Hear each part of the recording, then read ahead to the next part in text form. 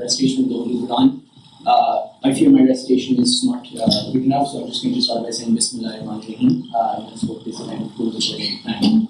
We should start with some introductions because we've got some fantastic speakers lined up for you today. So, the first speaker we have is the Right Honourable Sir Gerald Kaufman MP. He's been an MP for Manchester, first operating on Kaufman since 1970. So much before I was born and much before perhaps any of us in the audience would come. And he's a Labour Party MP. He was a secretary. He was a minister, a junior minister in Harold Wilson's cabinet, and he went up to being a shadow foreign secretary as well in the list of was in opposition in the 80s.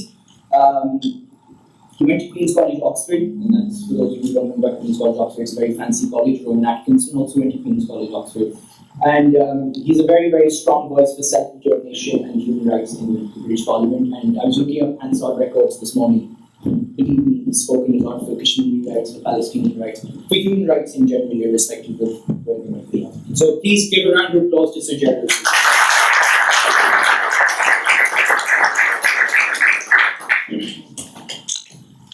Assalamu alaikum.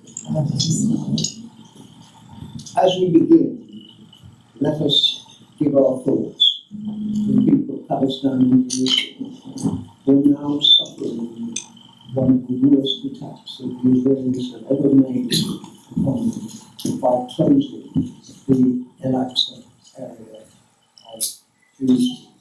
One Palestinian has already been killed because of this. And I raised it in Parliament earlier this week, and we should seek to do so again. And we must never forget the Palestinians. Their issue has been going on since 1948, since what was called the Nakba, the catastrophe. What is relevant and complex is the fact that the predicament of the people of Jammu and Kashmir is in order, is in year over. And it's the enormous, unsolved problem internationally. It is extraordinary that the world pays so little attention to this issue. It isn't simply because of the human rights violations in Kashmir, which I've seen myself when I visited several times, but the fact that this is what the most dangerous confrontation in the world. Two countries, both with nuclear weapons, and I would applaud both of them having nuclear weapons. Two countries with nuclear weapons who fought several wars over this issue. And one would think that an issue of this kind, which the head of the CIA told the United States Senate was the most dangerous issue in the world, one would have thought that it would have attracted some priority among the international community and also the government.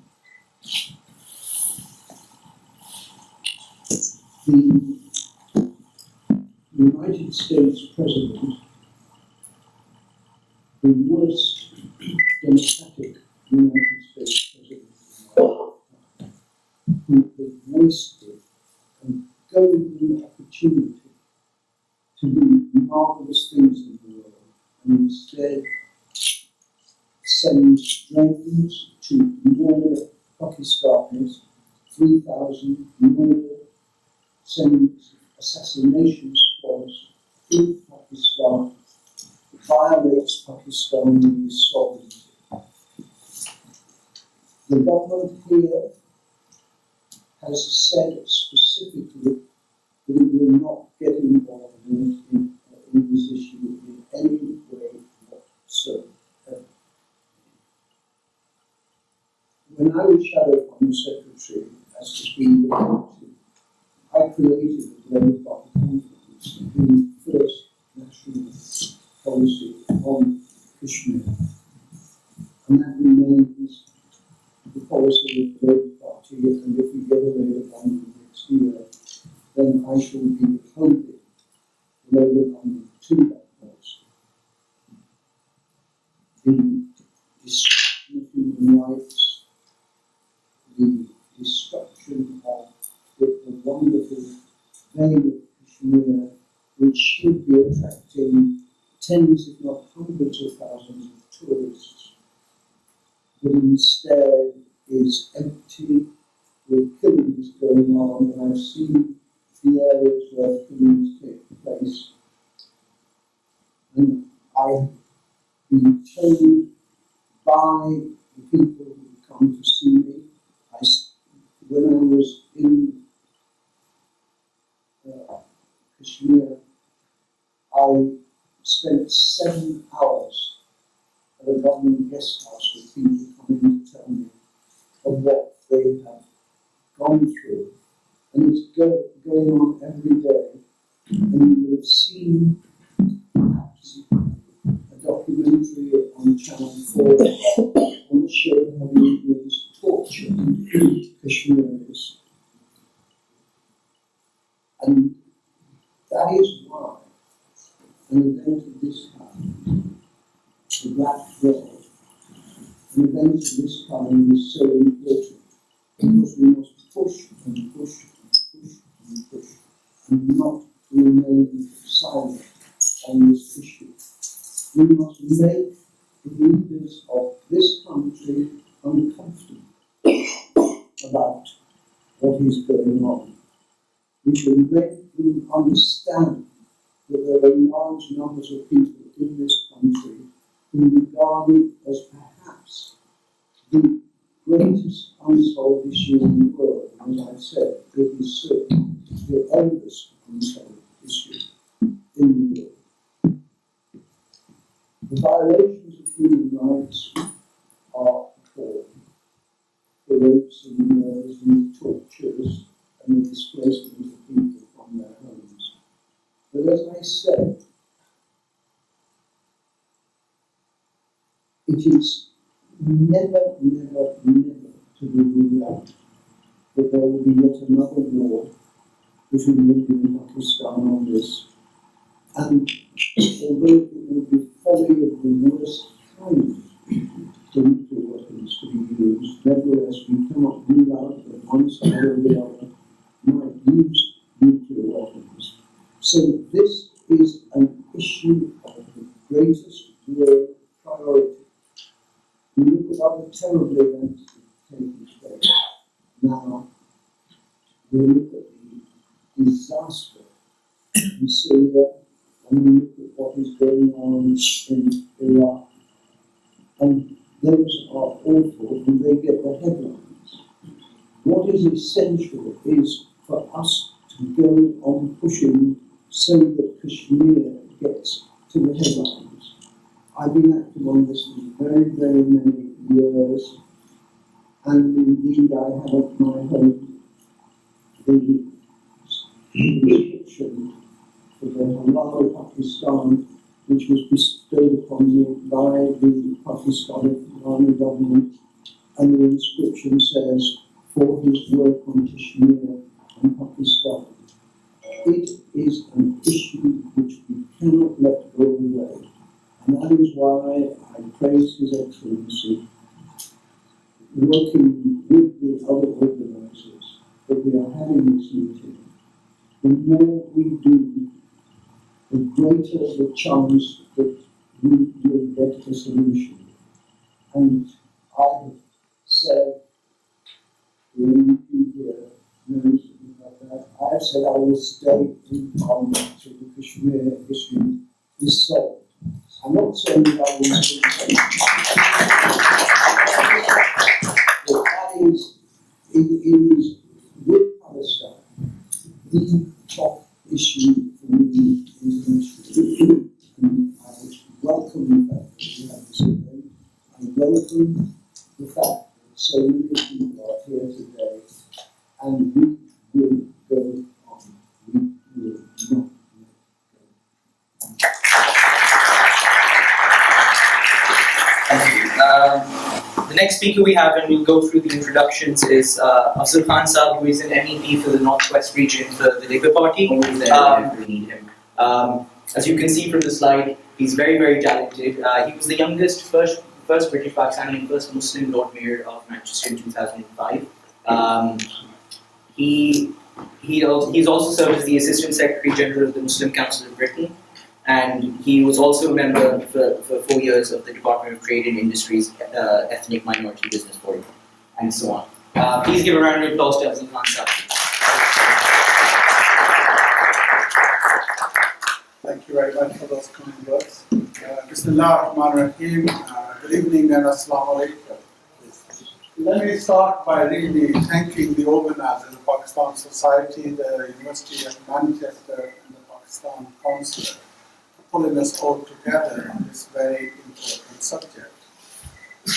We normally mark the Black Day on the 27th of October, a few days late, but I think we will accept this, especially when it's been held here at Pakistan University. And I say this because I've been a board member for 7 years in Manchester, one of the top 42nd or 48th university in the world. So it's been really privilege and honor for us to have a university like this in our region, where people can make most. But that's not the only reason. It's, the university has an absolutely remarkable record, actually, in all sorts of different things. And that includes probably the record of having so many Nobel Prize winners and the contribution that they have made to the world. And let's not also forget the computer itself, with all the technology that is going around. And what I really want to say is this: that we're living at a time which is absolutely remarkable, unique for all of us. Never in the history people had this unity that we have today. And that is really to do good things as well as bad things. Even the things bad we can do has never been like this. So on both sides, the opportunities and the capabilities that we have is absolutely phenomenal. And what we need to be looking at is how do we move forward. Sir Gerald, absolutely one of my heroes, someone I looked into towards in politics. And let's get one thing straight: Sir Gerald is only halfway through. Isn't that right, Sir Gerald? Seriously, his work, when I said that he's a role model for me, and I mean that, I've always praised Sir Gerald publicly and privately. The reason is this: I think, one, as an MP, how you are for your constituents. These are gentlemen who actually puts his constituents at the forefront. Any person who goes to see him the first time or the second time or third time, the next day you get a letter from him. He's dealt with it. This is how efficient he is. So me as an MEP, if I can manage half the efficiency that Sir Gerald has got, I think I could be doing okay.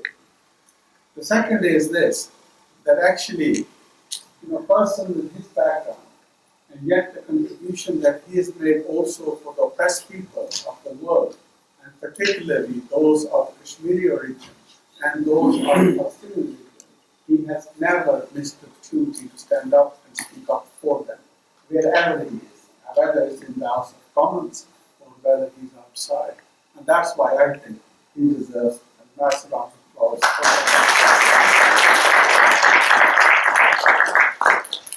Now, with the subject in hand, I've said that the opportunity that we have. So Gerald's talked about the dangers that exist. There is no ifs and buts about it. Pakistan and India are both nuclear. This is a nuclear platform. And the second point I think is important for us to understand, and that is this: there are so many issues in the world that are going on. And Sir Gerald alluded to this.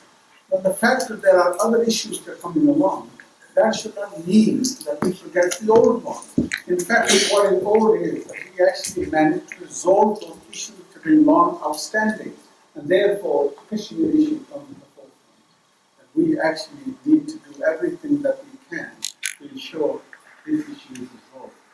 But what is the issue at all? What is the issue? The issue is straightforward, really. And that is the right of the Kashmiri people to have a say. 193 countries in the world have had that opportunity. We are born free. So if an individual has a right to choose that, why not as a Kashmiri nation? There is no logic whatsoever for not having that. And I think India needs to understand this. We have got nothing against India. We want to see peace and prosperity in South Asia. The well-being of the South Asia and the world relies on this point, that this issue is resolved. Because if we don't, the problem is already there, the risk is already there. We had some news before, the nuclear danger is absolutely, you cannot even comprehend the danger that it is. But more importantly for me, the people of South Asia deserve a better world. They deserve a better life. What we cannot have is 55 million people in India alone are on the line of poverty. So India needs to set its priorities right. And that priority is to serve the people of India. And we cannot have 55 million people in that one country alone who are on the poverty line. And look at the examples we have in the world. Why not follow those good examples? I'm a member of European Parliament. Now, European Parliament came into existence, this whole union came into existence because they learned from their experience. This land, this Europe, gave the world 2 world wars. Millions of people lost their lives. Its consequences were there on everyone. The history is full with the wars that went on in Europe. They learned that actually it's not through war that you can have progress, but working together. And there is no reason why in South Asia this cannot be done. We already have a model. Look at the example here. Northern Ireland, again, hundreds of years of work and that went on, the suffering that went on, ultimately they came to the point that actually no, you have to sit down and you have to talk and you have to resolve. Look at this referendum which we just gone through in Scotland, 350 years. This union, it is one of the most successful unions you can find in the world. All 3 major parties in Britain here were actually against it. Did they say that we will not give Scotland the right to have a referendum? No, they didn't. They gave them. And people of Scotland gave their verdict. Same thing needs to happen in India. India to do this so that Kashmiri people can decide. That's what we're asking for. That's what we want. And we think that it's actually in the interest of India. India itself went to the United Nations and we did. India now wants to sit on the United Nations. But if you want to sit as the main player there in the United Nations, then you may learn, first of all, to obey the rules of the United Nations. You cannot have resolutions in the United Nations and you disobey it and you still want to sit on the top table. This does not work. And of course, we will do everything in our power to make sure it does not work till India accepts those rules, gives the Kashmiri people that right. And I hope, inshallah, similarly, India wants to have a strong relationship with the EU. But EU, 2 things are pretty fundamental. One is the peace, what I've already talked about, why they want to have the union itself. And second is the human rights. Pretty core stuff here for the EU. And again, India will have a problem with this if India does not actually comply with what we are saying and what India itself has agreed to do. So, brothers and sisters, I can carry on talking because I also have part of my connection with Kashmir. And Kashmiri mother who wrote me in this world, fed me good 6'3" until I am now. Come on, I owe it to her actually to stand up for Kashmiri people. And inshallah, whenever Allah gives me the opportunity, I will do exactly that. Thank you very much and look forward to that.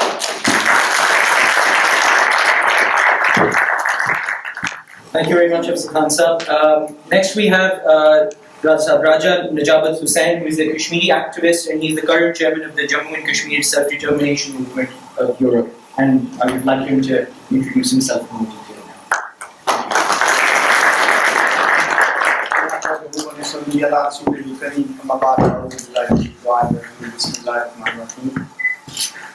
Honorable Subject Kaufman, Afzal Khan Sahab,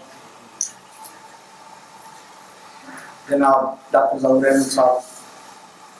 Can I first of all thank to Pakistan Society of Manchester University and also Pakistan Consulate Manchester for organizing this special day.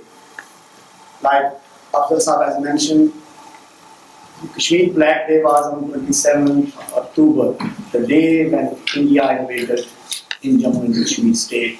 They landed their forces on Srinagar airport on that day.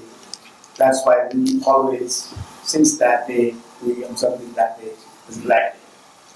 I represent a nation which is still looking for their basic fundamental rights, which has been accepted by United Nations and also guaranteed by both countries, India and Pakistan.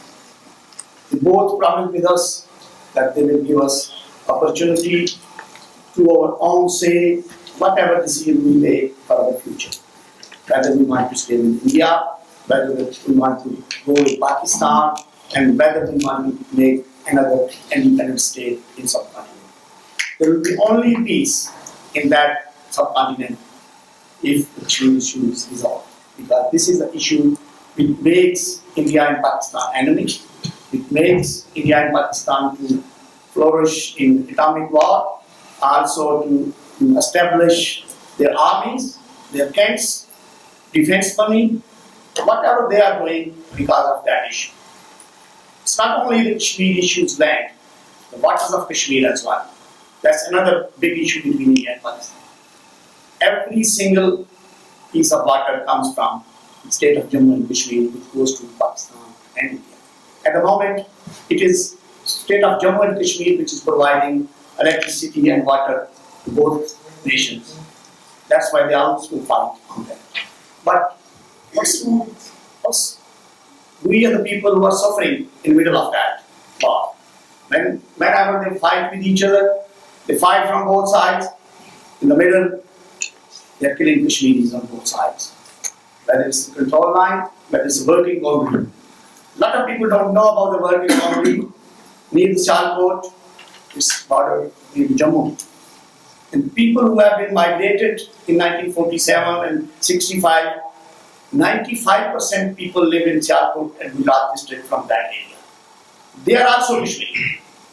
So we are not suffering only on the control line, we are suffering in Pakistan as well. So what we are asking, very simple, United Nations resolution implementation. Our Prime Minister made a statement a few days ago that Britain will not intervene. Why Britain is intervening in Middle East? Why they are going in Africa? Because of oil? We, about 1 million Kashmiris living in UK, we are British nationals. If one British national had been killed in Iraq, they sent fighters there. But what about Kashmiris who are suffering? 500,000 Kashmiris have been killed since 1947. Only in last 20 years, more than 100,000 Kashmiris have been killed. So why not our British government? This is our government. And I think after Khan Saab and Consulate General of Pakistan, you should both take this issue on our behalf. And we as an organization, Jammu Kashmir Sub-Coordination, we had the opportunity to organize a debate through our local MP, and Sir General also signed and supported that. And that debate requested for self-determination. Unfortunately, what happened in that debate, most of parliamentarians said, if India or Pakistan will ask us for intervention, we will do that. But what we are saying, if India or Pakistan are not going to ask, we will still be silent, seeing those Kashmiris be killed. So British should be involved. And next week we are going in House of Commons. We are observing that Kashmir Jammu Martyrs Day. In this whole week, there were more than 200,000 Kashmiris were killed in Jammu and Kashmir, especially in Jammu region. Some of our colleagues are sitting here, Abdullah Zaid, who migrated from that region. A lot of our people, friends and relatives have been killed in this week, in 1947. So we are observing that day in House of Commons. At the same time, we are asking British government to take action. 1 million Kashmiris will be deciding their vote this time in coming election about our future. Whether we get the vote chance in India and Pakistan or not, but in this country we have got power of votes. Although I belong to a political party in this country, But what I would like to request my brothers, councillors, political activists and students, please vote for not for the party, vote for your conscience. It's not your councillor, if your country is not free or independent, whatever you are doing, you are still slave. So it will be better if you go ask your political party. Labour Party promised with us, but we have seen some level. Thankful to you, you have done your work. It was Robin Cook who made promised in my meeting in Leeds Civic Hall that they will have the national policy on Kashmir. But last 13 years of the government, Labour Party has done nothing. Similar situation with the Conservative Party. They are not doing anything for us. If they want their business, if they want their trade with India, we welcome that. But not on the price of Kashmiris. So go on the voting position. There are more than 100 seats which Labour Party is fighting. There are more than 80 seats which Conservative Party is fighting. And we can make this decision. We can change those. We can change the new British government if we want to get freedom for the Kashmiri people. Thank you very much. Thank you very much, Raja Saab. And our last speaker needs no introduction, Zuhur Ahmed Saab, who is the Consul General for Manchester. Please give a round of applause to Zuhur Saab. Thank you very much. As co-organizers of this event, first of all, I'd like to thank everybody who showed up today on a Friday afternoon. I'm especially grateful to Sergio Kaufman and Dr. Fansad for raising their voices here as well as in the European Parliament. For Raja Yadav for highlighting the issue from a Kashmiri perspective.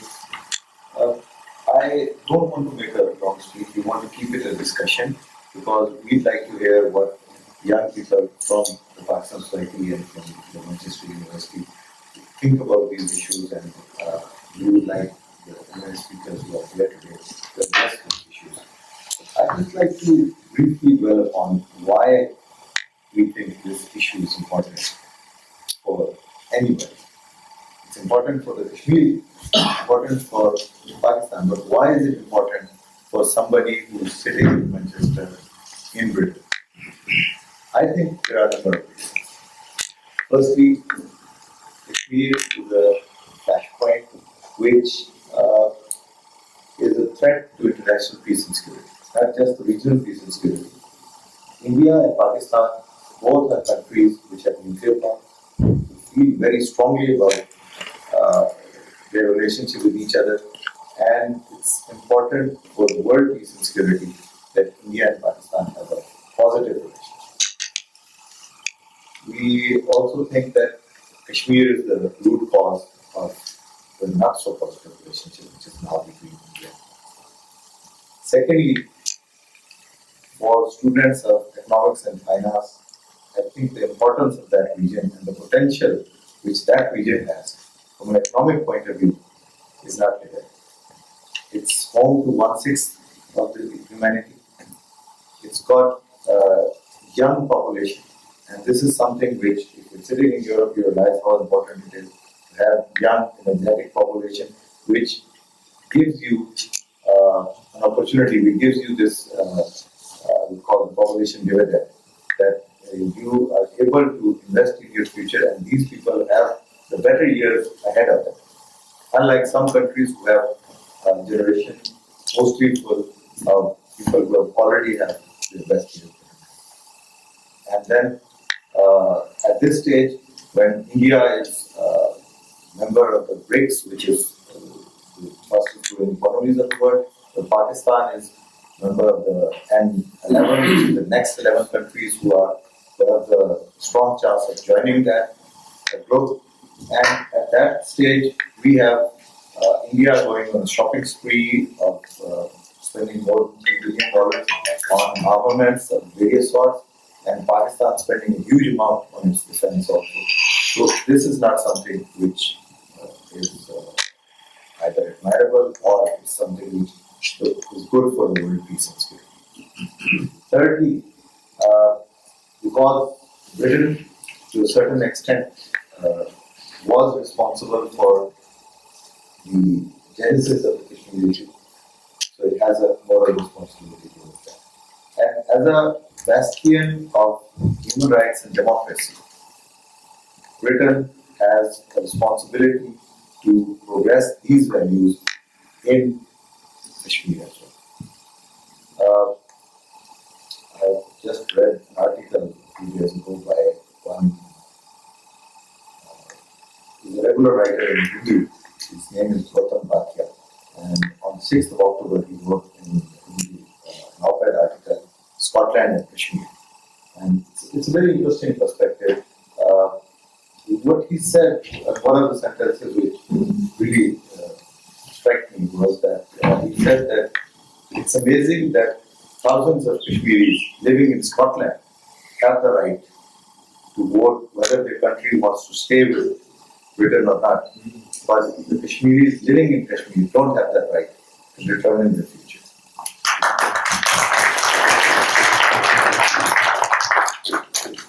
That's another reason. And for Manchester especially, because Manchester is a city which is the birthplace of socialism. And it is the birthplace of where the awareness of taking care of the root causes of poverty was created worldwide. And in this city, where the Communist Manifesto was written, whether you agree with communism or not, but you feel that this was a product of a genuine concern for the situation of poor people in the world. And here we cannot stay aloof to the poverty-stricken people of India and Pakistan who need to be taken out of this and who need prosperity, who need their leaders and their countries to focus on economic development rather than on arms race. Then we are also sitting in Manchester University, which is a hub of ethnic diversity, which is an international city, an international university in an international city. And for anybody who's sitting here, it's important for him or her to be aware of what's happening in the world. And that's why I think Kashmir is very important. And that's why we're very glad that Pakistan Society joined hands with us. The Manchester Student Union joined hands with us, and we were able to organize this event to highlight it to a younger generation of our audience and to talk about it and to answer some of the questions why it is still relevant today and why it is so important. Second part, which will be shorter, is what the government of Pakistan feels. And as a representative of the government of Pakistan, I'll just briefly state that the government of Pakistan has all along supported the Kashmiri people's right of self-determination, and we feel that this right should be given to the Kashmiri people in accordance with the UN resolutions, which are there on the table for the last 67 years. They are still there, they are still relevant, and anybody who cares for human rights, anybody who cares for humanitarian values, he cannot stay aloof from these resolutions, from the condition of the Kashmiri. So finally, once again, I'd like to thank our speakers there and you, and we look forward to your questions. Thank you very much for Pakistan Society for hosting this. Big round of applause.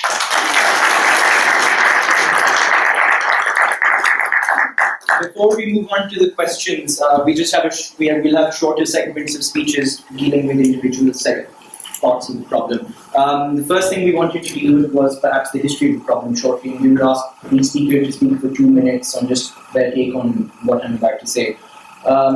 Talking about South Asia, talking about this problem, it's a very sad and poignant story of partition. It's a very sad story. 1947, India was fractured into two. Of course, the majority of us here are at least Pakistanis, and we obviously in 1947 we see partition as the birth of our nation. But at the same time, it was a tragic event because land masses which had been together for millennia are now separated.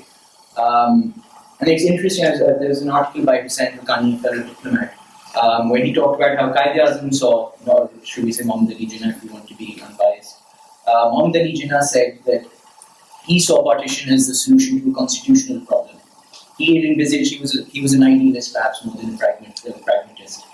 He saw it more as a temporary, when I say temporary solution, something he wanted to, like the US and Canada are now, the free exchange of ideas between borders, two very similar people to be very with the same sorts of ideas, with the same kind of culture. That's what tribalism that's amongst the things he had envisaged. And that's one of the reasons why, on a smaller note, he never gave up his claim even after partition on his house in Mumbai, because he thought once he was done sorting Pakistan out as Governor General, he would go back to Bombay and retire there, because it wasn't Karachi he was more fond of, it was Bombay. But I digress, that's a small point. The reason I bring that up is because that really hasn't happened. The friendship that should have existed between two very similar countries, if you think about it, culturally, ethnically, socially, didn't happen. And a lot of that comes down to Kashmir, as has been rightly said by these eminent speakers here.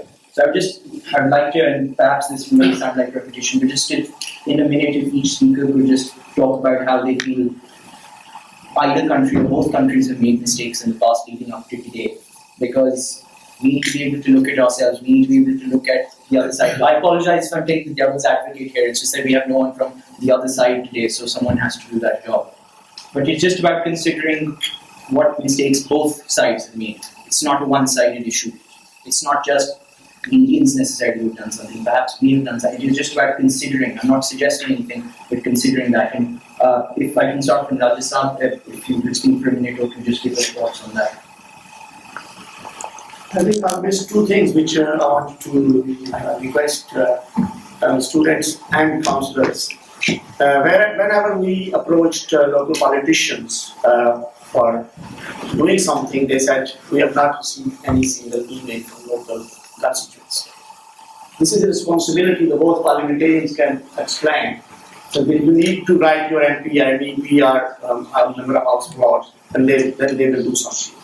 Secondly, the British government or other international governments say intervention if we are being asked by India or Pakistan. India, everybody knows that they are the people who are saying, no, we are not going to give any rights to Kashmiris. So they are not going to ask anybody to intervene. Now what we can do, we can request our government of Pakistan, because of the through Dr. Zahur Sahab, the British government, Prime Minister of Pakistan is coming in UK, and he should ask Prime Minister David Cameron to intervene in this matter. At least then British government can't say that nobody has asked us to intervention. It's not any war, not anything against India, but peaceful resolution. That's what. Thank you very much, Rajasthan. Mr. Khan, would you like to say anything? Yeah, well, let me say this. You know, they say looking hard in the same direction does not give you a new direction. Okay? So looking hard in the same direction does not give you a new direction. So whatever the merits are, and I'm not an idealistic politician, actually I would like to be a realistic politician and get the realism in there. The fact is, you know, this land was petitioned. And where we are today is that this is an unfinished business.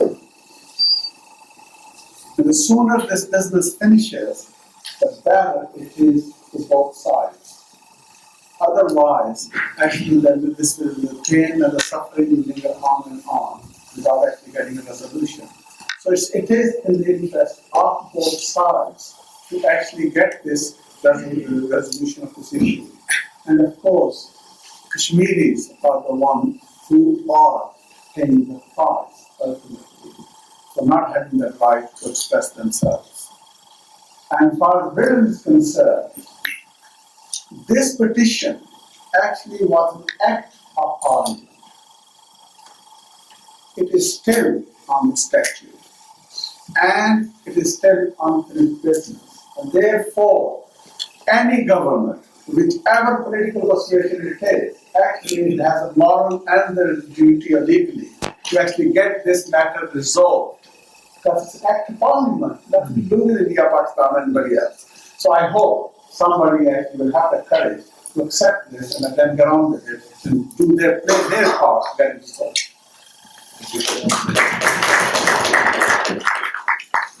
Let us be clear that when David Miliband was the Labour Foreign Secretary, he went to India and he caused huge offence in India by speaking up for the Kashmiri people and saying that this issue had to be resolved. I'm not saying that more could not have been done by the Labour government, but at least the Labour government, on my policy that I created, accepted its responsibility to be involved. And what is utterly deplorable is that the present government refuses to be involved, and they have said so very clearly and very firmly. And it's not as though this is not an interventionist government. They brought before Parliament, and I was opposed to it, I have to tell you that, they brought before the Parliament a decision that they wanted Parliament to endorse to go bombing in Iraq. We all know of the dreadful situation in Iraq and the terrible things that are happening there. That bombing will achieve nothing apart from killing people. It won't solve anything on the ground. But if this government wants and does carry out bombing in Iraq, if this government wanted and was prevented by Parliament to bomb in Syria, it isn't that it doesn't want to be an interventionist government. And what I find unacceptable is the lack of morality in the approach to the problem of Jammu and Kashmir. The history has been described this evening, the way in which, and that is why we have the Black Day, and that's why I'm wearing a black shirt. Why 2 months after the partition of India into Pakistan and India, the ruler of Jammu and Kashmir decided to go into India, and that caused upheaval of the United Nations. The United Nations Security Council resolutions which have never been observed and carried out. So, if you remember, when Saddam Hussein invaded and took over Kuwait, the United Nations resolutions were passed and the United Nations resolutions were carried out. And Kuwait, after terrible damage and slaughter, was freed. And I have been there many times and been thanked by the Kuwaiti people for the intervention of United Nations Security Council resolutions. You can't, or not to, pick and choose between resolutions. And we have seen only in the last few days how democracy can return to a country in the way that it has now returned to Tunisia. The first success of what used to be called, ironically now, the Arab Spring. So, I will not accept from any political party, including my own, any attempt to say this is nothing to do with us. And it isn't simply because there are so many Kashmiris in this country who are good Kashmiris and good British people as well. It's because this is a world crisis and we are all in danger until it is solved.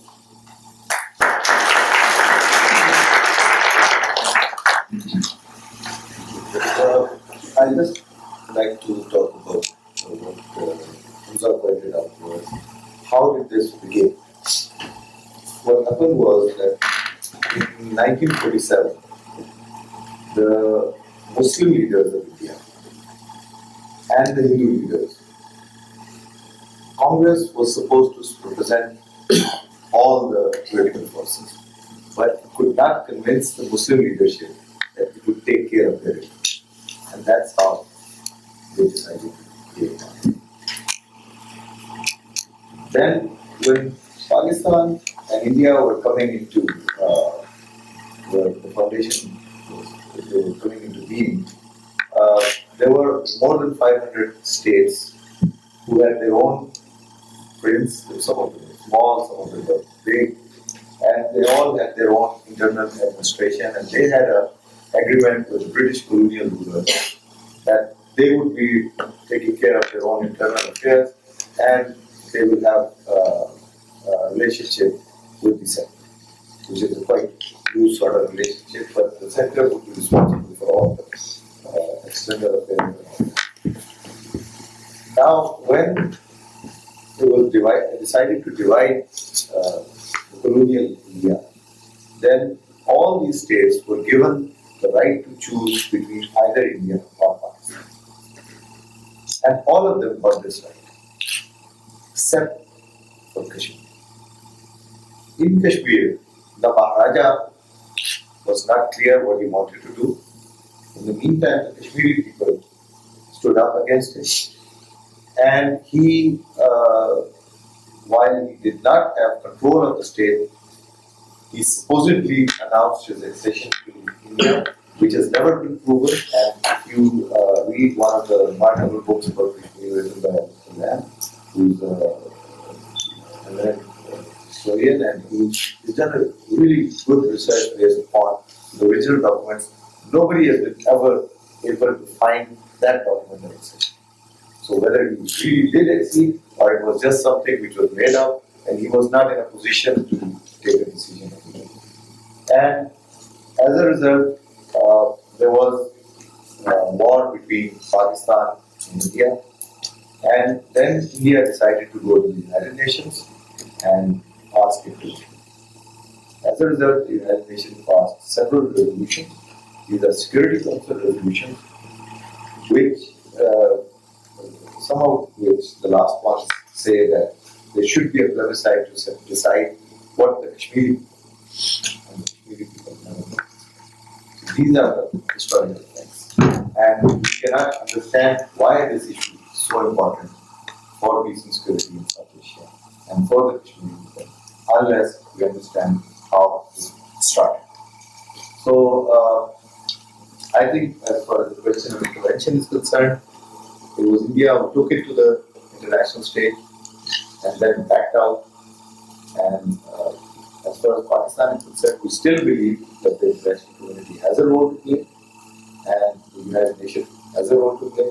It's the United Nations mission on India and Pakistan. It's a military mission which is supposed to go after the border between the two countries, and that's still valid international UN sanctioned body. So military observers on India and Pakistan, and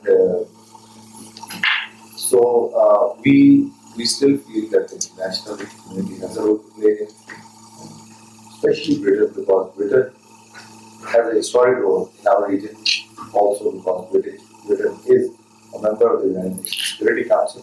It's a permanent member and it has a responsibility towards international peace. Thank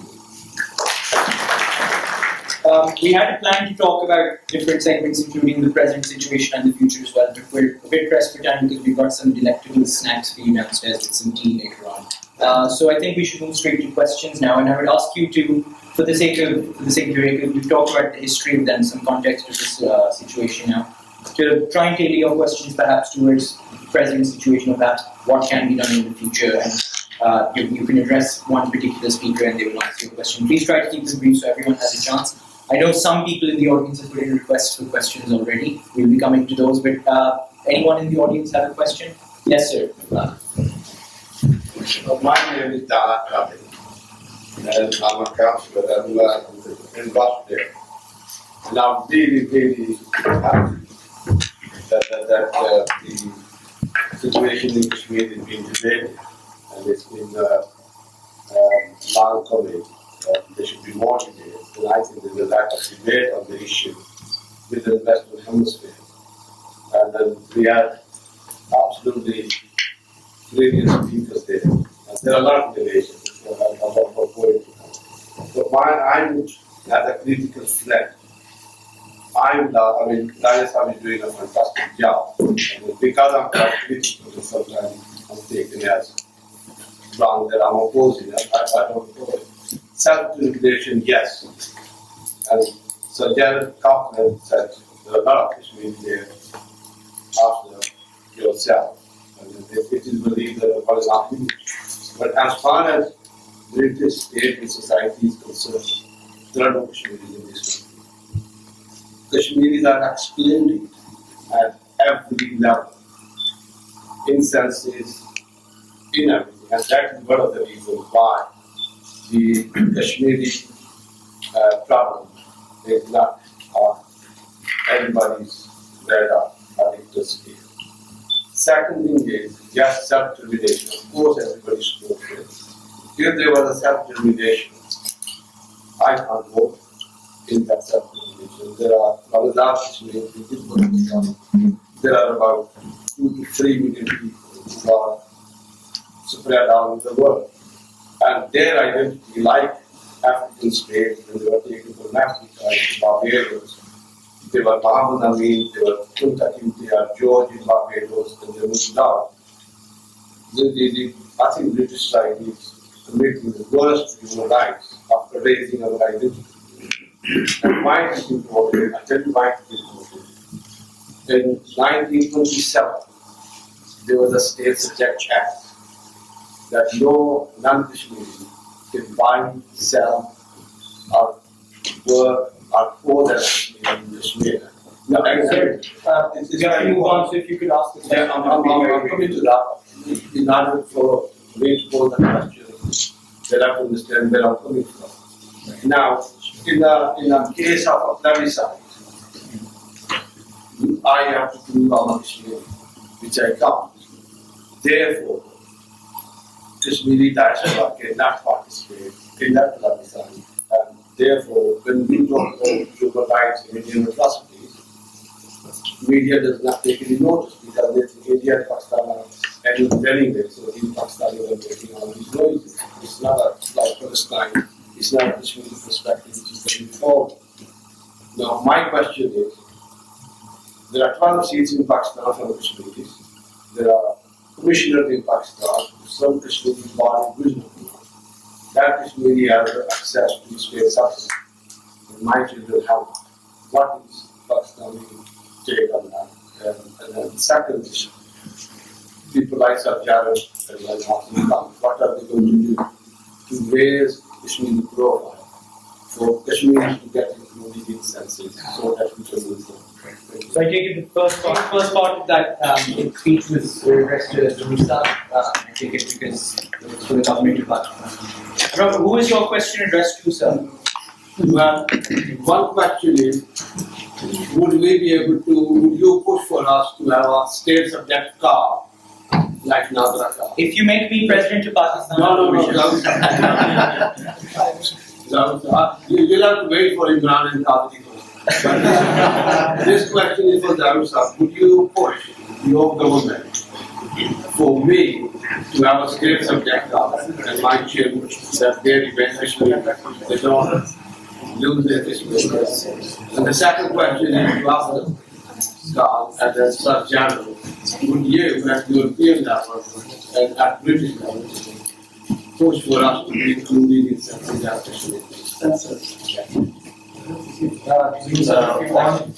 on the state subject, actually I am, to be honest with you, a little confused because my understanding is that on the Nadra cards, some of them, when you get them, there is mention that you are a state subject. There is a special mention, so you might have that. If you write on your form. You have So you write on your form that you are it has no meaning, it is not recognized anywhere. If I go to, where do you want it to be? no, if I go to registration office, there's a consulate in Pakistan. So it means nothing. We want a state subject law, like state subject in Gujarat. So I get it. I mean, where do you want it to be recognized? Because that ID card on the top of it is written that you are a state subject. So I think That means Azad nothing, Kashmir it should be anybody can write that. Then what's happening? ID Pakistani ID card. In the official card.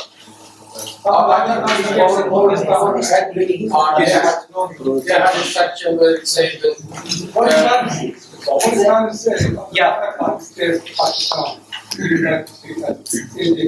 I think, sir, if I, shall I think, I think the problem is the Interior Ministry doesn't have a Nadra chairman for the last 6 months, so it's बहुत मसला है. I'll talk to you about that later. Yes, if it's, ma'am, we'll come to you after this, sir, you had a question. I'm Dr. Mr. I represent Jammu Kashmir regularly and as well as I'm county councillor for Lancashire. 47. All the local agreements the British government had with the Maharajas, they came to an end on the 15th of August 1947. And Kashmir had a special status that it was handed over to the Dogra rulers in 1846. And on 15th of August 47, that agreement, which is that came to an end, and the rule of law was transferred to the people of Jammu and Kashmir. So Maharaja was not in a position to sign any accession instrument after the 15th of August 1947. That's one a little bit of historical clarification. The other thing is that what are elected representatives? I have asked Mr. Ali Adalati, is member of local council. I am member of county council. I am raising the issue in my group and in my full council meeting in December, and asking MPs and MEPs to raise this issue in the British Parliament as well as in the European Parliament. So I would ask all the councillors here that they can move a resolution in their respective councils and get it adopted by the parties, whatever parties there are, and that will help develop a potential pressure on the parties and the people who are at the helm of the affairs to take it forward. And I think that is the point where we can work on and get the issues raised within the parliaments and within all the elected houses so that it can get resolved. Thank you very much. Thank you very much. I think that was a very mature point. Thank you very much, sir. Madam, we have a question for you. Yeah, I just wanted to give a comment for the brother that said that whereas the aspect of the identity card which clarifies himself as a Kashmiri, I don't think that by having identity cards or passports made, I don't think that's the issue. That's not going to stop the murder, that's not going to stop all the torturing and the loss of lives and the destruction to the people from that area, because we are here, we're living in the UK, we're a safe country, yeah? So the way we are dealt with is totally different to the way that people from Kashmir are actually being dealt with. So if the issue here is about us fighting, are we asking for our rights, or are we asking about helping them resolve their situation? So our rights are totally different to what we're looking for. And I think it really is a pet issue because it's an administrative part. The card is an administrative process. It's got no bearing in consideration with loss of lives. Madam, I apologize for being captivated, but you have a question for the Yeah, panel. I do have a question for them. 67 years on from 1947. Yeah, 67 years on from 1947.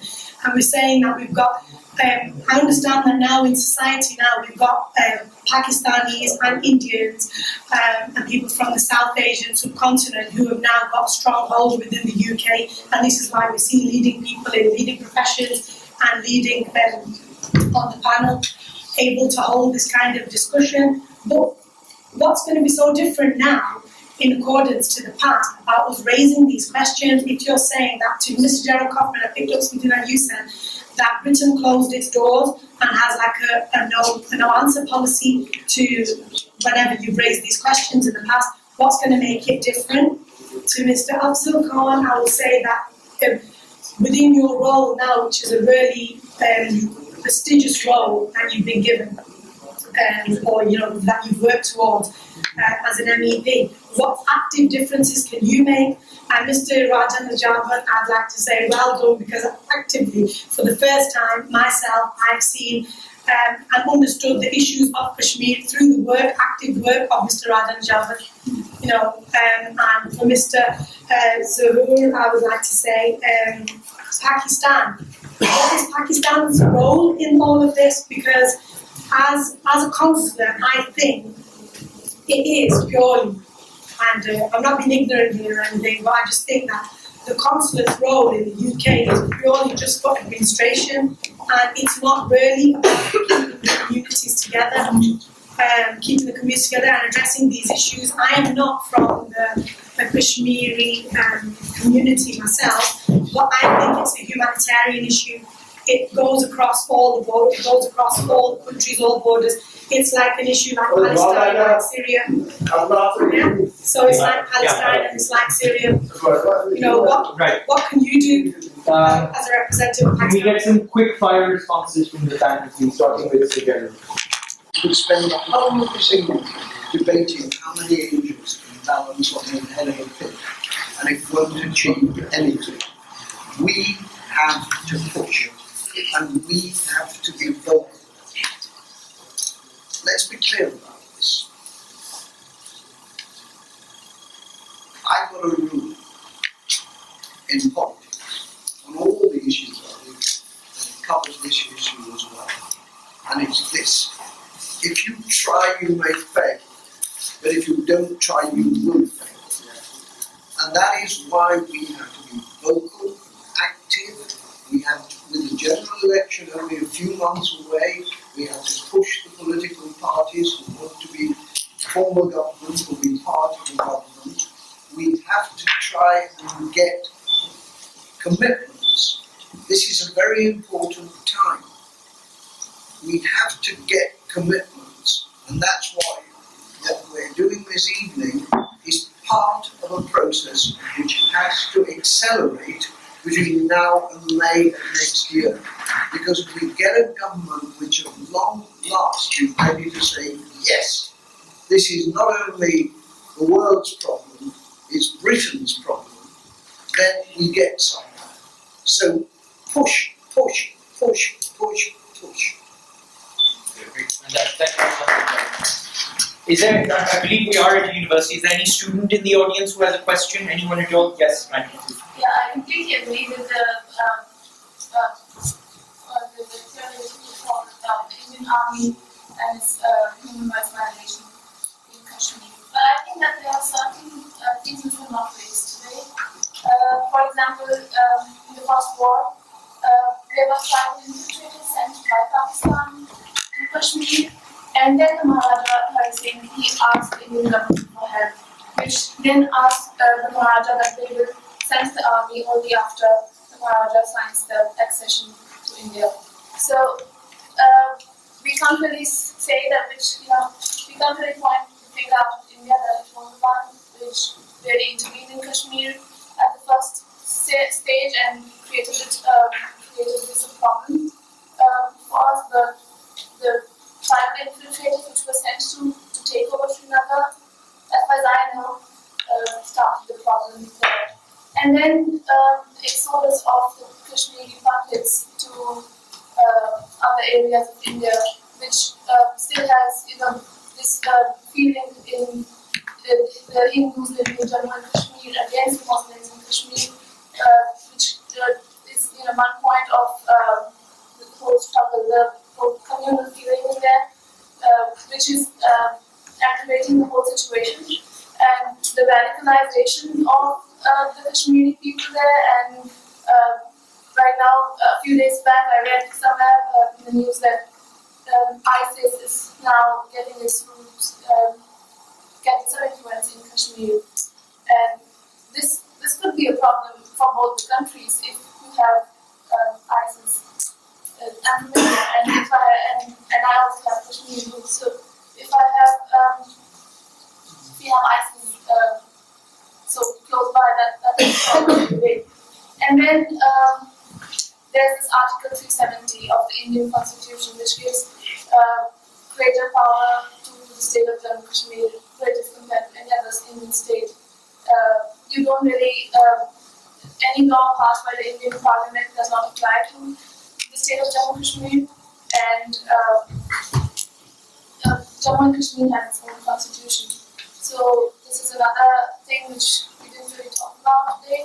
And since we were talking about peace and security in South Asia and about human rights violation, I think Balochistan was again ignored.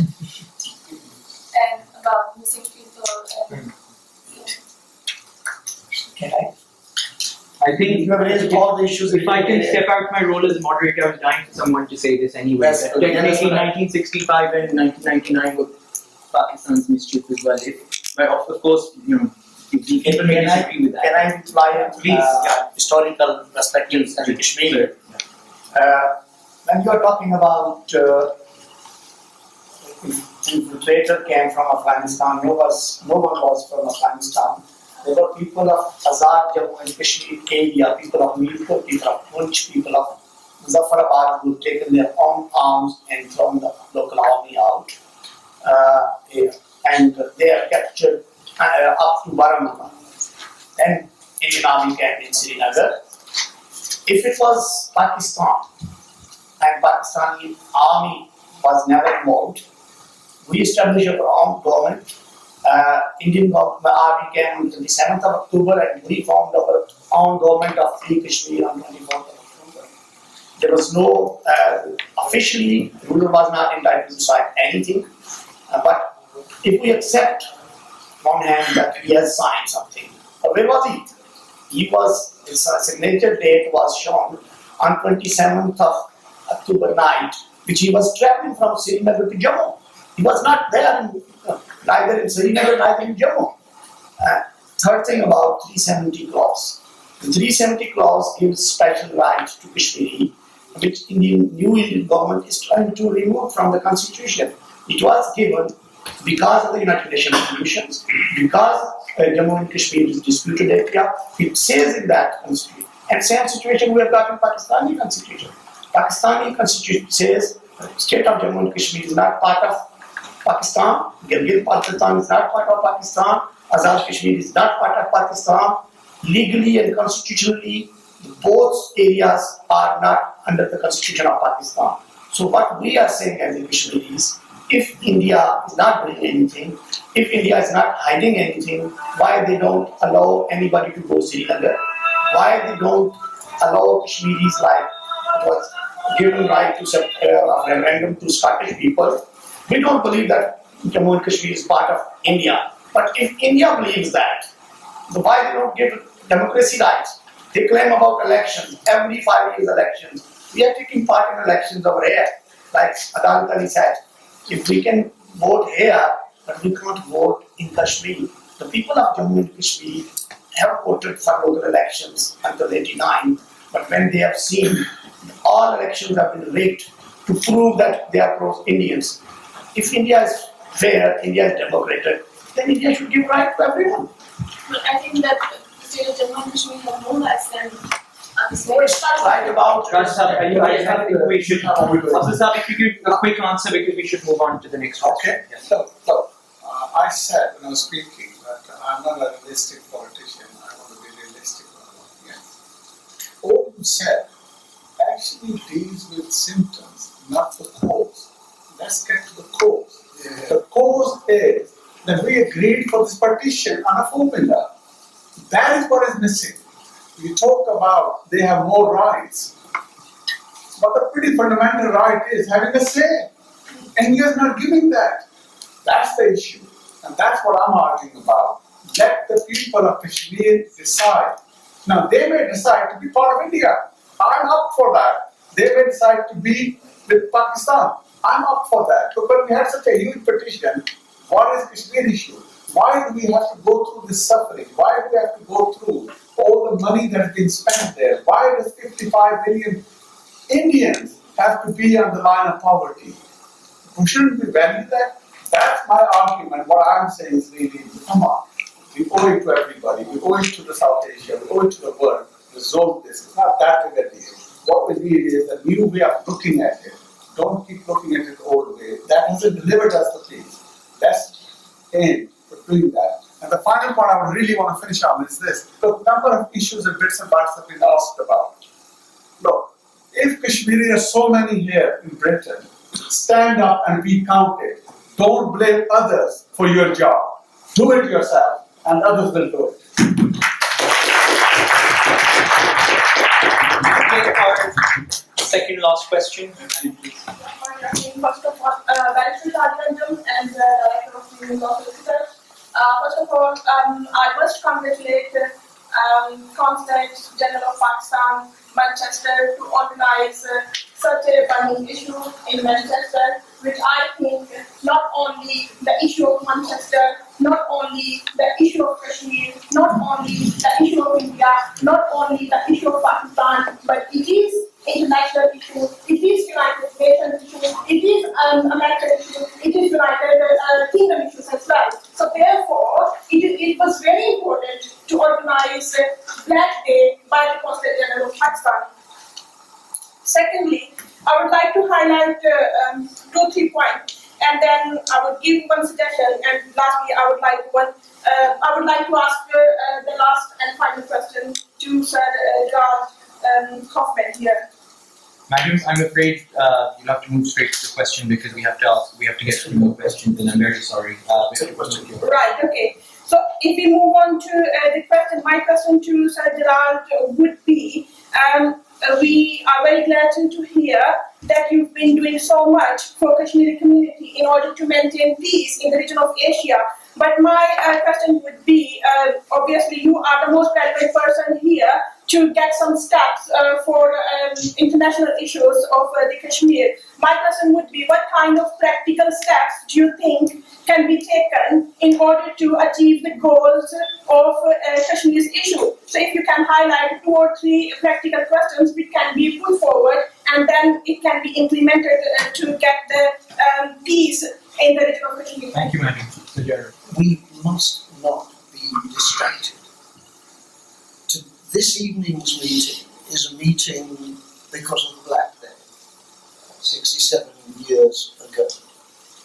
But as I tell my Palestinian friends again and again and again, it's no point in going on and on and on about the terrible things that have happened in the past.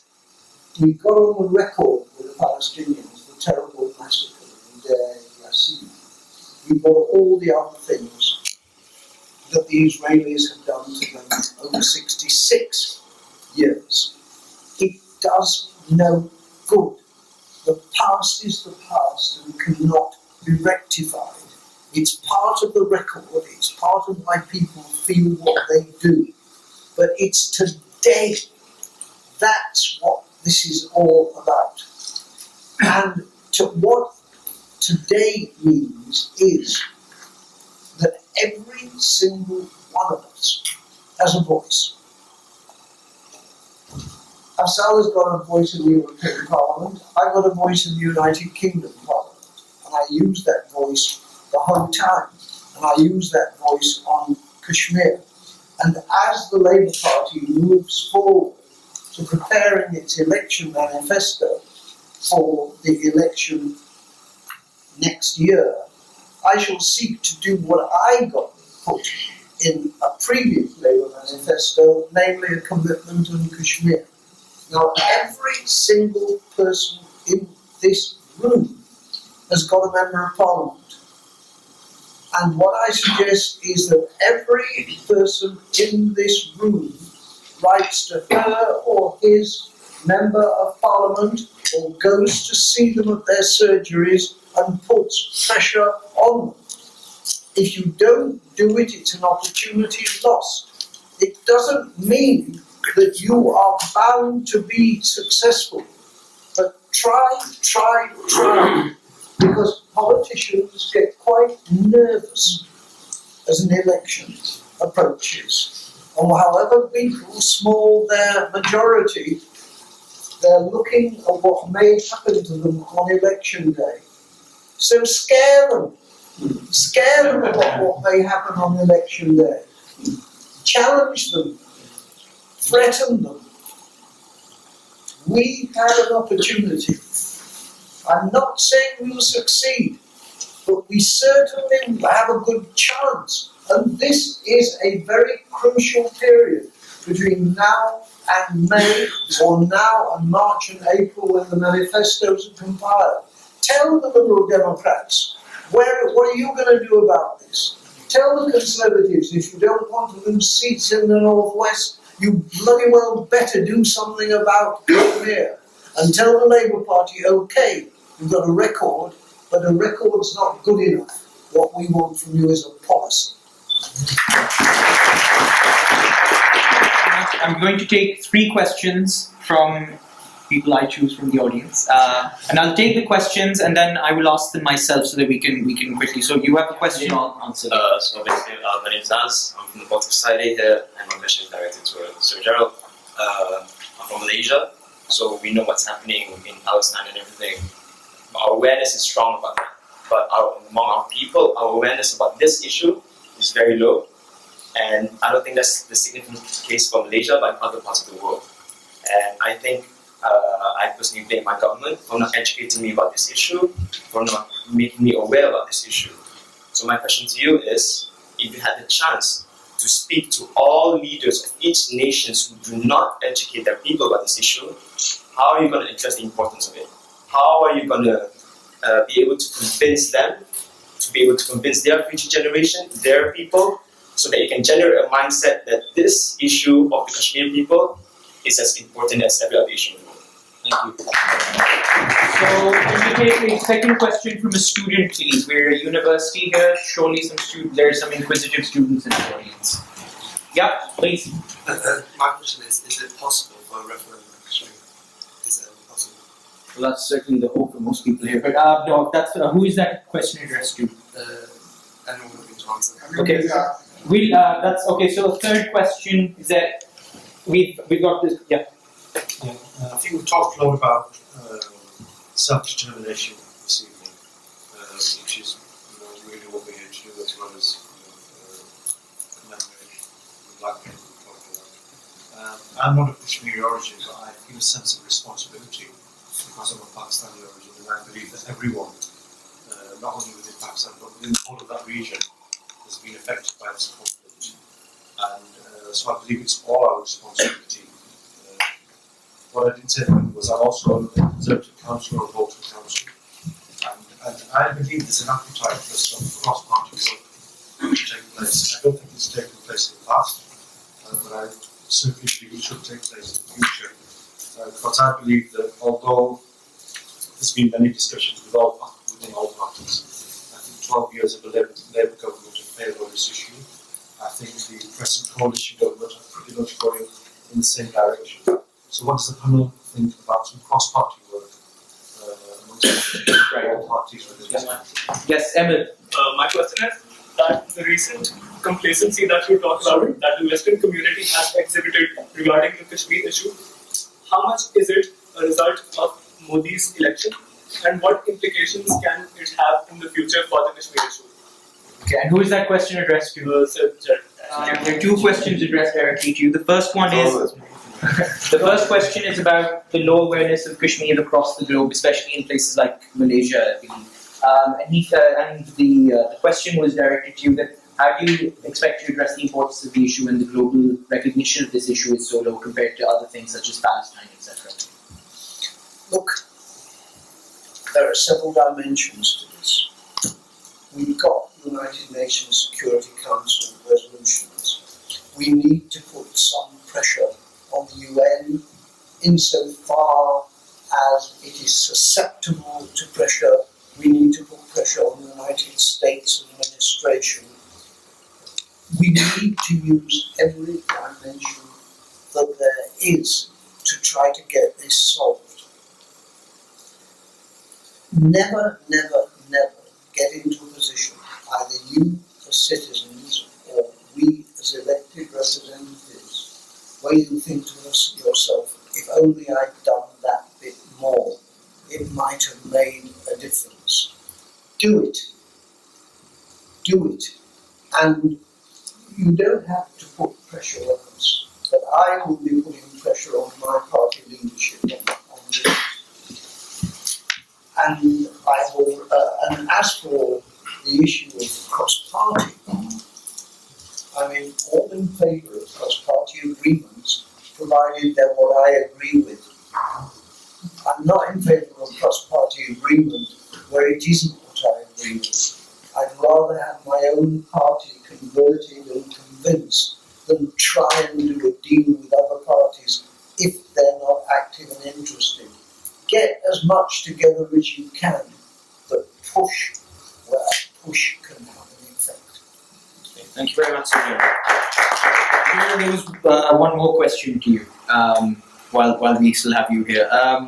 There was a question from the back about what effect you think the new Modi government, the new government that's recently been elected in India, what effect that will have on the Kashmir issue, because we've seen aggression from both sides, of course, already on this issue. And how do you think? I'm asking you, it's your experience. This is not a monologue. I'm all here to learn from you, Sir General. Go for it. Look, I've been to the Indian government and I've spoken to the Indian government, not this Modi government that you're talking about now, but I've spoken to Indian governments. The worst thing that can happen to you is that they won't agree with you. And if they don't agree with you, okay, I've been disagreed with for quite a lot of my life. But we need to get a government in this country that will speak to the Indian government about this. That we do not now have a government that will speak to anybody about it. They said in the House of Commons, this is not our issue. Well, it's everybody's issue. And we, therefore, and I'm not campaigning for the Labour Party now, I'll be doing that in a few months, but I'm simply saying we have to have a government that will speak to the Indian government about this and say, what are you doing? And why aren't you negotiating sufficiently? But it's not only the Indian government, but say to the Pakistani government as well. They are very good friends and we have wonderful consular representation in this city. But that doesn't mean to say that we've got to be nice the whole time. We put pressure on our friends as well as put pressure on those who are not our friends. I'd like to make a comment on actually about the Modi government. The governments talk between themselves. Sometimes there is a person in power who says something outside the power, outside government, which probably wouldn't be very practical once it is inside. So you have to give him some allowance for that. Having said that, the government of Pakistan, particularly this government, Prime Minister Nawaz went for the oath-taking ceremony of Prime Minister Modi because we believe that we can still work with the Indian government. We believe that it's better for India, it's better for Pakistan, it's better for the whole region if India and Pakistan are good and peaceful neighbours. And the last time we had a BJP government in India, the record was quite good. So Mr. Vajpayee made some very good steps. We had the Lahore Declaration, we had the bus, and we are hopeful that we are going to have a good relationship this time. It's the choice of the Indian people who they want in power, but it's the choice of the Pakistani people that they want to work with, whoever is in power. Thank you very much, Sir. The last question, I think, is a good question to end on. Is the question from the gentleman in the front over here. It was a very general question, and I think it includes everything we've talked about tonight about whether a referendum is still possible. And I think, Abdul Khan Sahab, you'd like to answer this question. I'm more than happy. Quick answer: why not? I'll just give you an example of Scotland, with 350 years of history, one of the most successful treaty which you can find in the world, and yet they were allowed to make that decision. Why can't it be done? EU we're talking about, in 71, we took a decision. Here people are again talking about it, let's have a referendum. So it's nothing so complicated about referendum. It's the question of whether or not the government has the will to do that. Has been said about Kashmir.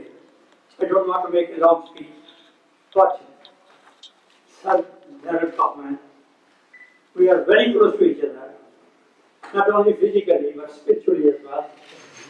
But you have tried to camouflage, you have tried to cover yourself, you have tried to save your party, you have tried to save your government, but still we believe that our British government is responsible to finish this unfinished agenda of Kashmir. We have seen that the Labour government, the previous Labour governments have done very little. We are not very happy with the work of the previous governments, of the previous Labour governments. Sir, you can do a lot. Your party can do a lot. But we will still ask you, can you do something in this respect with this note that what you have done before, your party and your governments, we are not at all satisfied with that. Thank you very much. Thank you everyone for coming. Obviously we haven't reached a conclusion. That was never the point of this. It was just to keep the debate alive. Perhaps, as Sir General rightly said, to keep the politicians scared. We've got tea and refreshments downstairs. If you could make your way, the committee members will guide you downstairs. They're wearing purple or red lanyards. If you want to speak to the eminent speakers in more detail, you can do that downstairs at tea. If you could all make your way downstairs to the main foyer and tea and refreshments.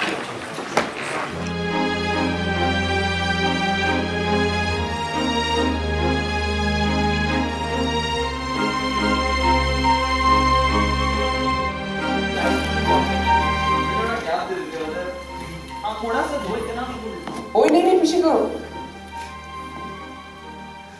बहुत अजीब है इधर जरा खोल के नहीं wider you बनाओ हाँ जरा ऐसा यू सा बनाओ देखो कि हमजा तो क्या बैठ रहे हो हमजा चलता रहेगा ना अच्छी बात है ये